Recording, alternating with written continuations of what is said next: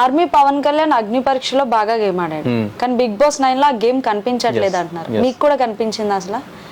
I think the same అండి. అగ్ని పరీక్షలో ఇన్ఫాక్ట్ అగ్ని పరీక్షలో కూడా ఫస్ట్ 2 ఎపిసోడ్స్ చాలా బాగా ఆడతారు, తర్వాత డౌన్ అయిపోద్ది.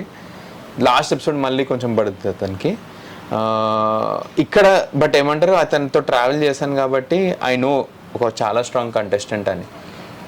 ఇక్కడ నేను ఈ గేమ్ ఆడతానని నేను ఎక్స్పెక్ట్ చేయలేదు. నేను పర్సనలీ హౌస్కి వెళ్ళే ముందు అంటే లైక్ వెళ్ళిపోయిన తర్వాత కూడా ఒక ఇట్లా అంచనాలు వేయడం స్టార్ట్ చేస్తాం కదా. నాకు సెలబ్రిటీస్ కంటే మన ఆర్మీ పవనే ఒక మెట్ ఎక్కువ ఉండే. ఎందుకంటే బయట ఆ ఎమోషన్ కనెక్ట్ ఉంది అతనిది. అండ్ సెకండ్లీ అగ్ని పరీక్షలో బాగా క్లిక్ అయిన కంటెస్టెంట్ ఇతను. And physically is very fit. ఇతనికి ఎంటర్టైన్మెంట్ యాంగిల్ ఉంది, ఒక్క ఎంటర్టైన్మెంట్ యాంగిల్ చూడలేదు. అగ్ని పరీక్ష స్టేజ్ మీద ఇచ్చి పడేసాడు ఎంటర్టైన్మెంట్ అసలుకి. He wants to become an actor. So ఇవన్నీ ప్లస్ పాయింట్ ఉన్న ఒక వ్యక్తి ఇంటికి వెళ్ళంగానే ఎందుకు ఇలా గేమ్ అయిపోయిందని నేను చాలా సర్ప్రైజ్ అయ్యాను. సో పవన్ కళ్యాణ్ కి తనుజ గారికి వీళ్ళిద్దరి మధ్యన ఏదో జరుగుతుందని అంటున్నారు. అంటే క్లారిటీ ఇచ్చింది కూడా తనుజ ఒక టైంలో పవన్ కళ్యాణ్ కోసం. అయినా పవన్ కళ్యాణ్ తన గేమ్ వదిలేసి తనుజ వెనకాల వెళ్తుంది. వాళ్ళిద్దరికి ఏమన్నానా, సి ఎవరిది వాళ్ళ ట్రాక్స్ ట్రై చేస్తున్నారు ఇంట్లో, చూస్తుంది. అది వర్కౌట్ అయ్యేది లేదు అసలుకి. మేము హౌస్ లో ఉన్న రోజులోనే నేనే అంటుండే వీళ్ళకి, దీనికి ఫుల్ స్టాప్ ఎప్పుడు పడితే ఎట్లా పడాలో నేను వెయిట్ చేస్తున్నాను అసలుకి.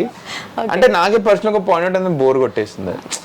అంటే సింపుల్ అండి, ఇప్పుడు ఇద్దరం ఉన్నాం మనం, మీరు ఒక ఇద్దరం కంటెస్టెంట్స్ ఉంటే ఇద్దరం డిఫరెంట్ గేమ్ ప్లే చూపించాలనుకుంటాం. 15 మెంబర్స్ 15 డిఫరెంట్ గేమ్స్ ఉండాలి. ఇక డెమో అంది, ఇంకా కళ్యాణ్ సేమ్ గేమ్ ఉంది. ఏంటి, ఇద్దరు ట్రాక్స్ నడుపుతున్నారు, పొద్దున్న లేస్తున్నారు, తింటున్నారు, ఫ్రెండ్స్ తో పంచాయతీ, ఇక్కడ పంచాయతీ, రెజల్యూషన్, పండుకుంటారు. ఇక్కడ కూడా అదే అవుతుంది. ఇక్కడ ఏమంటారు, ఐదర్ రీతు గారు వస్తారు, ఇక్కడ తనుజ గారు వస్తారు, తనుజ గారు ఇక్కడ అటు ఇటు అవుతున్నారు, అంతే. సేమ్ ప్లే జనాలకు చూస్తుంటే బోర్ కొడుతుంది. ఇది వాళ్ళు ఎప్పుడు రియలైజ్ అవుతారు అన్నది క్వశ్చన్ మార్క్.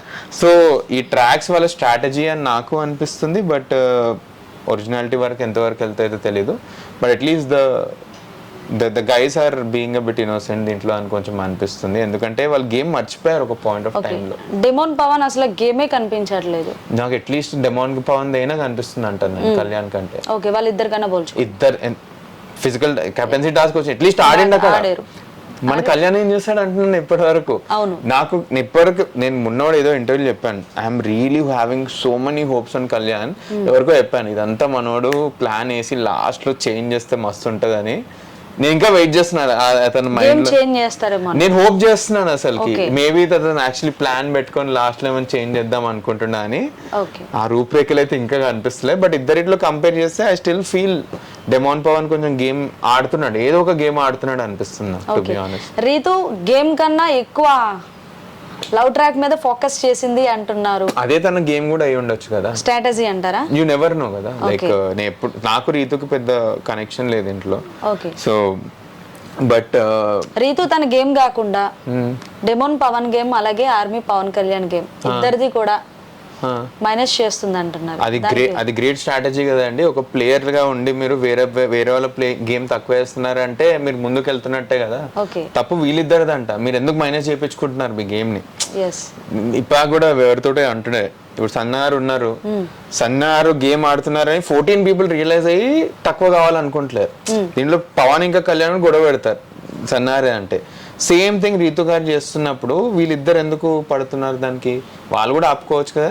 సో దీంట్లో రీతు గారి స్మార్ట్నెస్ అని అంటాను తప్పితే వీళ్ళు తగ్గిస్తున్నా అయితే నేను అన్నారు. వీళ్ళే తగ్గించుకుంటున్నారు అని వీళ్ళ మిస్టేక్ అని నేను అంటాను.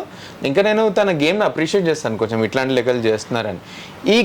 తిని ఎలా ఆడుతుందో అది నాకు నచ్చట్లేదు అంతే. రీతు గారు ఆడే విధానం నాకు నచ్చట్లేదు. But as a player that's a smart play అంతే.